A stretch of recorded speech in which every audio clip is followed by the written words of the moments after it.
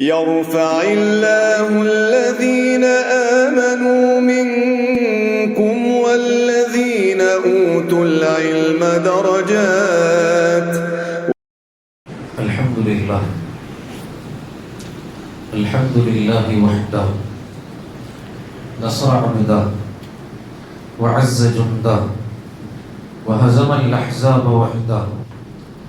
أشهد أن لا إله إلا الله وحده لا شريك له وأشهد أن محمدا عبده ورسوله أرسل الله بحق بشيرا ونذيرا وداعيا إلى الله بإذنه سراجا منيرا. أما بعد. அன்பிற்கினிய இஸ்லாமிய சொந்தங்களே, உங்கள் அனைவருக்கும் அஸ்ஸலாமு அலைக்கும் வரஹ்மத்துல்லாஹி வபரகாத்துஹு. அல்லாஹ்வுடைய பெரும் கிருபையினால் ஜகாத் சம்பந்தப்பட்ட சட்டங்களை மூன்றாக பிரித்து அதனுடைய கடைசி பகுதியை அடைந்திருக்கிறோம். ஆரம்பமாக ஜகாத் யாரின் மீது எப்போது கடமையாகும், இரண்டாவது எந்த பொருட்களில் எவ்வளவு இருந்தால் கடமையாகும், இன்று கடைசியாக மசாரிஃபு ஜகாத், ஜகாத்தை எங்கு விநியோகம் செய்ய வேண்டும், ஜகாத்தை எங்கு கொண்டு போய் சேர்க்க வேண்டும், யார் யாருக்கெல்லாம் ஜகாத்து தர வேண்டும் என்ற கடைசி தலைப்புக்குள் வந்திருக்கிறோம். அல்லாஹ் நம்மை கபூல் செய்வானாக.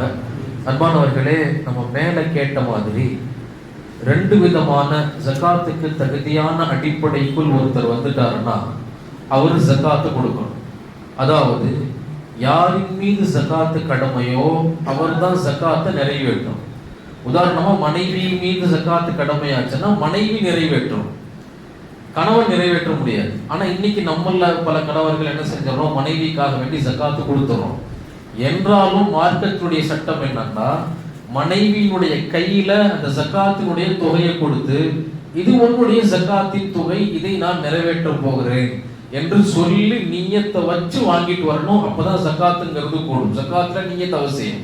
எனவே கொடுக்க போகும்போது என்ன பொருளை கொடுக்க போறோமோ, மனைவிக்காக இல்ல மற்றவங்களுக்காக என்ன செய்யணும், ஜகாத்தை நான் தர போறேங்கிற தகவலை சொல்லி அந்த ஜகாத்தை கொண்டு போய் கொடுக்கணும்.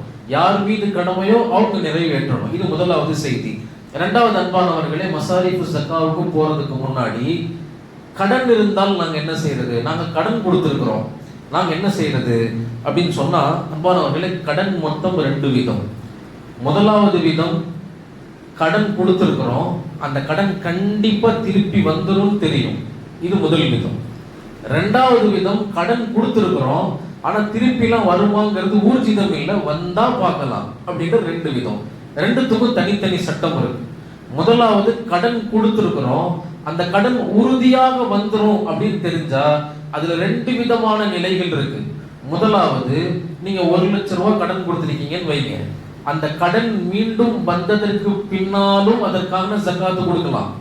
இல்லைன்னு சொன்னா அந்த கடன் வருவதற்கு முன்னாடி உங்களுடைய ஜகாத்தை நீங்க கொடுத்துக்கிட்டே இருக்கலாம். உதாரணமா, ஒரு நபருக்கு 1 லட்சம் ரூபாய் கடன் கொடுத்துருக்கிறீங்க. இப்போ அந்த 1 லட்சம் ரூபாய் அவர் சொன்னாரு, நான் உங்களுக்கு ஒரு 3 வருஷத்துல கண்டிப்பா கொடுத்துறேன். உங்களுக்கு தெரியும் கண்டிப்பா 3 வருஷத்துல அந்த ஜகாத்து வந்துடும் தெரியும். அப்படின்னா அது உங்களுடைய பொருள். நீங்க என்ன செய்யணும்டா, அந்த பொருள் வர்றதுக்கு முன்னாடி இருந்தே ஜகாத்து கொடுக்கலாம். இல்லண்டா அந்த பொருள் வந்ததுக்கு பின்னாடி ஜகாத், அதாவது 3 வருஷத்துக்கு பின்னாடி ஜகாத் கொடுக்கலாம். முதலாவது எப்படி இதுல ஜகாத் கொடுக்கலாம்னா, அல்லாஹ் இந்த கடன் கொடுத்த நபர்களுக்கு ஒரு சலுகை வச்சிருக்கான் ஜகாத்தினுடைய சட்டத்துல. அதாவது 1 லட்சம் ரூபாய் கடன் கொடுத்திருக்கீங்கன்னு வைங்க, அந்த கடன் வர்றதுக்கு 3 வருஷம் ஆகும். இந்த 3 வருஷமுமே நீங்க அந்த கடனுக்கான ஜகாத்து கொடுக்கணும், அது உங்களுடைய செல்வம். ஆனா எப்படி கொடுக்கலாம்னா, அந்த 1 லட்சம் ரூபாயில 2.5% அப்படிதானே ஜகாத் தருவோம், 2%. 1 லட்சம் ரூபாய்க்கு 2500 ரூபாய் என்ன செய்வோம், ஜகாத்துங்கிறத நம்ம கொடுப்போம் இல்லையா? அப்போ ஜகாத்து முதல் வருஷம் 1 லட்சம் ரூபாய்க்கு 2500 கொடுத்துட்டாருன்னு சொன்னா, அதுக்கு அடுத்த வருஷம் அந்த 1 லட்சம் ரூபாயில 2500 மைனஸ் பண்ணிடும். மைனஸ் பண்ணிட்டா எவ்வளவு ஆச்சு, 97,500 ரூபாய்.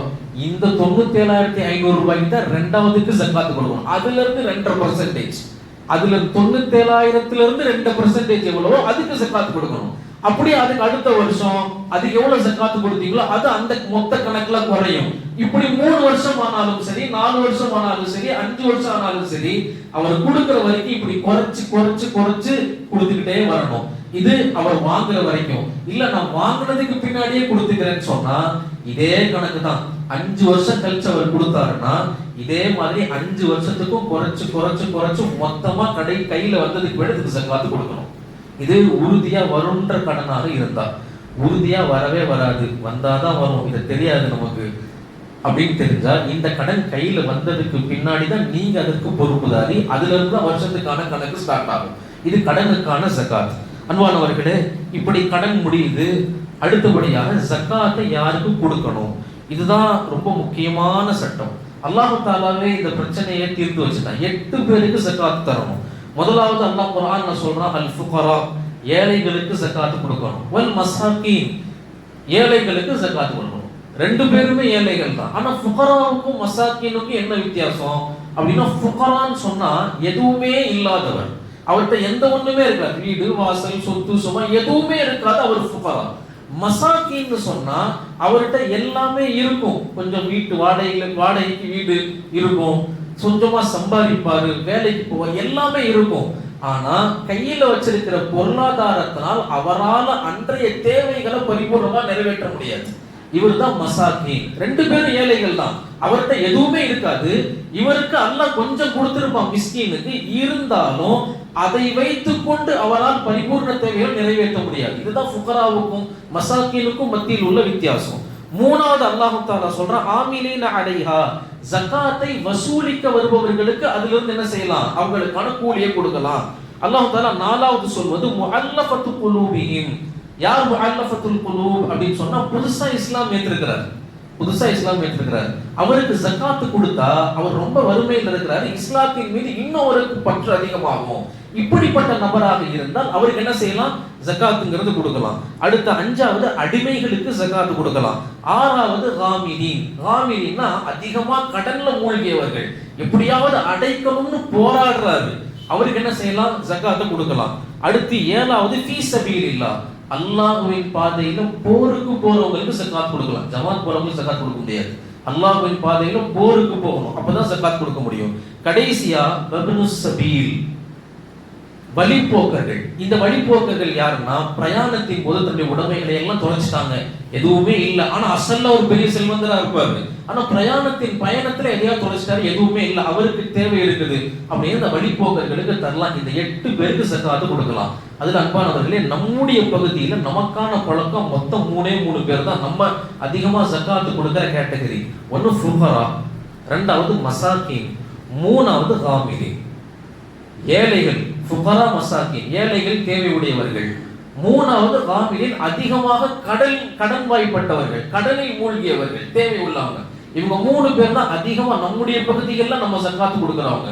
அன்பானவர்களே, இதுல கவனிக்க வேண்டிய விஷயம் என்னன்னு சொன்னா, இந்த 3 பேர்லயுமே யாருக்கு முதல் இடம், ஃபுகராவா இருந்தாலும் சரி, காமிரீனா இருந்தாலும், கடனில் மூழ்கியவராக இருந்தாலும் சரி, எல்லாருமா இருந்தாலும் சரி, இவங்கள யாருக்கு முதல் இடம், இந்த 3 கேட்டகரியில யாருக்கு முதல் இடம்னா, உறவினர்களுக்கு முதல் இடம்.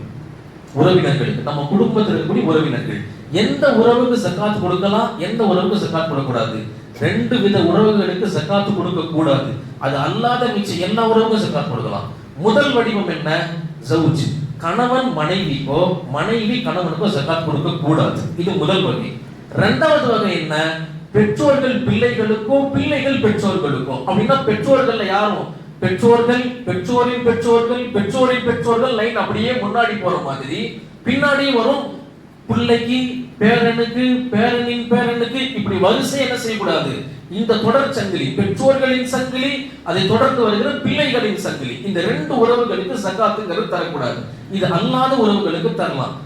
எப்படி, ஒரு சின்ன உதாரணம், மகளை கட்டி கொடுத்தாரு, மகள் ரொம்ப வருமானம் கம்மியான நபரோடு இருக்கிறாங்க, அந்த குடும்பம் ஜகாத்துக்கு தகுதியானவர், மகளுக்கு ஜகாத்து தர முடியாது, ஆனா அத்தா ஜகாத்து கொடுக்கிற அளவுக்கு வலிமையானவரா இருக்காரு. இப்ப இவர் என்ன செய்யலாம்னா, மகளுக்கு ஜகாத் தர முடியாது, ஆனா மருமகன் கையில ஜகாத்து கொடுக்கலாம். அந்த ஜகாத்தை வாங்கி அந்த மருமகன் தன் மகளுக்கு செலவு செய்யறதுங்கிறது ஜாயிஸ். ஏன்னா ஜக்காத்து கொடுத்த உடனே அது அவனுடைய பொருளா மாறிடும். புரியுதா இல்லையா? இந்த உறவுகளுக்கு, இந்த 2 உறவுகளை தவிர மிச்சம் உங்களுடைய அண்ணன் தம்பி யாருக்கு வேணாலும் ஜக்காத்துங்கிறது கொடுக்கலாம். இதுதான் ஜக்காத்துல உறவினர்களுக்கு தருகிற சட்டம். அல்லாஹ் இதுக்கு 2 சிறப்பை தர்றான்.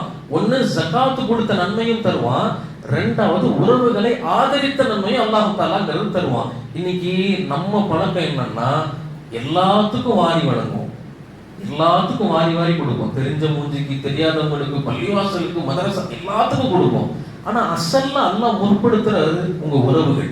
வீட்டுல பக்கத்துல இருக்கிற அண்ணன் தம்பி தங்கச்சி இவங்க தேவையுள்ளவங்களா இருப்பாங்க, இவங்களுக்கு தரவே மாட்டார் என்னவா இருந்தாலும், மத்தவங்க யார் கேட்டாலும் கொடுப்பார். இன்னைக்கு இதுதான் சமூகத்துடைய மிகப்பெரிய நோய். முதல்ல உங்களுடைய ஜக்காத்துக்கு அஹ்லியத் யாருன்னா இந்த 3 கேட்டகரியில தேவையுடையவர்கள். முதலாவது உங்களுடைய உறவினர்கள். அன்பானவர்களே, இந்த முதல் விஷயம் நம்ம தெளிவான முறையில தெரிஞ்சுக்கணும். 2வது, நாம ஜக்காத்தினுடைய விழிப்புணர்வுல மிக முக்கியமான ஒரு சட்டம். இதை சொல்லி நான் நிறைவு செஞ்சிருவேன். நம்மள பல பேர் பைத்துல் மாலுக்கு ஜக்காத் கொடுக்கிறோம் இல்லையா? பைத்துல் மாலுக்கு ஜக்காத் கொடுக்கிறோம். ஒன்னு நல்லா தெரிஞ்சுக்கங்க, இன்னைக்கு பல இயக்கங்கள் பைத்துல் மால்னு வச்சு ஜக்காத்து பணத்தை வாங்கி ஏழைகளுக்கு தர்றோம்னு வாங்குறாங்க. இதுல ரொம்ப முக்கியமான சட்டம் பைத்துல் மால் வச்சிருக்கிறவங்களும் தெரிஞ்சுக்கணும், பைத்துல் மாலின்பால் கொண்டு போய் காசு கொடுக்கிறவங்களும் தெரிஞ்சுக்கணும். என்னண்டா, பெருமானார் ஸல்லல்லாஹு அலைஹி வஸல்லம் வழக்கம் என்னன்னா ஜக்காத்தினுடைய பொருளை வாங்கிட்டா உடனே கொண்டு போய் பங்கிட்டு கொடுத்துரும். அப்பதான் கொடுக்கிறவருடைய ஜக்காத்துங்கிறது கூடும். இன்னைக்கு பல இயக்கங்கள் நடத்துற பைத்துல் மால்ல ஏழைகளுக்குன்னு சொல்லி என்ன செஞ்சிருவாங்கன்னு சொன்னா வாங்கி வச்சுக்குவாங்க. வாங்கி வச்சுக்கிட்டு தேவை உள்ளவர் ஒவ்வொரு ஏழைகளுக்கா பிரிச்சு கொடுப்பாங்க. வருஷ கணக்குல அந்த அக்கௌண்ட்ல ஜக்காத்துடைய காசு இருக்கும். இன்னைக்கு நான் ஜக்காத்து கொடுத்தேன்டா, அவங்க கிட்ட இதே மாதிரி 100 பேர் கொடுத்திருப்பாங்க. 10 பேரோட லிஸ்ட் வச்சிருப்பாரு. அந்த 10 பேருக்கு இந்த மாசம் இவ்வளவு, அடுத்த மாசம் இவ்வளவு, அடுத்த மாசம் இவ்வளவு. இது ஜக்காத்துல இது கூடவே கூடாது. ஜக்காத்தினுடைய பணம் 1 கோடி ரூபாய் கையில வந்தாலும் தேவை உள்ளவங்களுக்கு உடனே பிரிச்சு கொடுத்துடணும். பெருமானார் ஸல்லல்லாஹு அலைஹி வஸல்லம் கட்டளை என்னன்னா, ஆமிலீன், நம்ம மேல சொன்ன அல்லாஹ் குர்ஆன்ல ஜக்காத்தை வசூலிப்பவர்கள், இதற்கு தனி குழுவே வச்சிருந்தாங்க. அவங்களுடைய வேலை என்னன்னா, காலையில புறப்பட்டு போகும்போதே யாருக்கெல்லாம் ஜக்காத்தை கொடுக்கணுமோ எல்லாருடைய லிஸ்டையும் கையில வச்சுக்கிட்டு தான் ஜக்காத்து பொருளை கலெக்ட் பண்ணவே போவாங்க. போய் ஜக்காத்து பொருளை கலெக்ட் பண்ணிட்டு மஸ்ஜிதுக்கு வந்து பைத்துல் நபி ஸல்லல்லாஹு அலைஹி வஸல்லம் மஸ்ஜித் நபவிக்கு வந்து யார் ஏழைகளோ எல்லாத்துக்கும் பிரிச்சு கொடுத்துட்டு தான் வீட்டுக்கு போவாங்க. இதுதான் சட்டம் அசல்ல. ஆனா இன்னைக்கு பல பேர் சட்டம் தெரியாம வாங்கி வச்சுக்கிட்டு ஒரு வருஷத்துலயும் தேவைக்கு ஏற்ற மாதிரி என்ன செஞ்சுக்கிட்டே இருப்பாங்க, கொடுத்துக்கிட்டே இருப்பாங்க. இவ்வாறு கொடுப்பதுங்கிறது கூடாது. எப்போ அந்த பைத்துல் மால் உங்களுக்கான ஜக்காத்தை கொடுக்குதோ அப்பதான் உங்க ஜக்காத்து நிறைவேறும். அது வரைக்கும் நீங்க ஜக்காத்து நிறைவேறப்படாத மௌகூஃப், நிறுத்தி வைக்கப்பட்ட பட்டியல் வச்சிருப்பீங்க. இது பைத்துல் மாலினுடைய மிக முக்கியமான சட்டம். அன்பானவர்களே, இந்த சட்டத்தை பேணக்கூடிய பைத்துல் மால்கள்ட்ட தெளிவா கொடுங்க.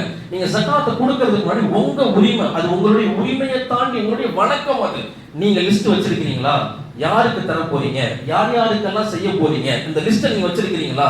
நான் வச்சிருந்தீங்கன்னா இதை எப்ப நிறைவேற்றுவீங்க, இது எல்லாத்தையும் கேட்டுட்டு கொடுக்கணும். இது ஒவ்வொரு அமல் செய்பவருக்கான சட்டம். இதை சொல்ல மறுக்கிறாங்கன்னா நீங்க கொடுக்கவே தேவையில்லை அந்த ஜக்காத். அன்பானவர்களே, இங்க நான் ஒரே ஒரு விஷயம் மட்டும் இங்க நிறுத்தி உங்களுக்கு சொல்றேன். நம்முடைய மதரசால ஜக்காத் கொடுக்குறீங்கன்னா இங்க பிரச்சனையே இல்லை. நீங்க யார் யாருக்கெல்லாம் தரணும், மாணவர்கள் யார் யாரெல்லாம் தேவையுள்ளவர், இங்க லிஸ்ட் அவுட் இருக்கு. அவங்கவுங்களுக்கு அவங்களுடைய ஜக்காத்துங்கிறது வழங்கப்படும். நான் உதாரணமா சொல்றேன். இந்த மாதிரி அன்பானவர்களே, யார் யாருக்கெல்லாம் தேவை இருக்குது உடனே ஜக்காத்தை கொடுத்துருவாங்க. நம்ம கையில இருந்து வாங்கின உடனே அதை பட்டுவாடா செஞ்சிருவாங்க, அதை மற்றவங்களுக்கு விநியோகம் பண்ணிடுவாங்க. அப்படின்னு தெரியுதோ அவங்க கிட்ட ஜக்காத்தை கொடுக்கிறது உங்கள் மீது கடமை. இது ஜக்காத் நிறைவேற்றப்படுகிற இடங்கள். அல்லாஹ் நம்ம ஜக்காத்தை சரியான முறையிலே, அவனுக்கான முறையிலே, உரிய இடங்களிலே, உரிய நேரங்களிலே கொடுக்கக்கூடிய தௌஃபீக்கனை அல்லாஹ் நம் அனைவர்களுக்கும் தந்து அந்த வரக்கத்தினால் இந்த சமூகத்தை அல்லாஹ் தஆலா பொருளாதாரத்தில் வளமாக்குவானாக, செழிப்பாக்குவானாக. அவனுடைய சட்டங்களை கவனமான முறையிலே உணர்ந்து பின்பற்றக்கூடிய தௌஃபீக்கனை கடைசி வரைக்கும் அல்லாஹ் நம் அனைவர்களுக்கும் நசீபாக்குவானாக. ஆமீன். வாஹிரு தவானா அல்ஹம்துலில்லாஹி ரப்பில் ஆலமீன். அஸ்ஸலாமு அலைக்கும் வரஹ்மத்துல்லாஹி வபரகாத்துஹு.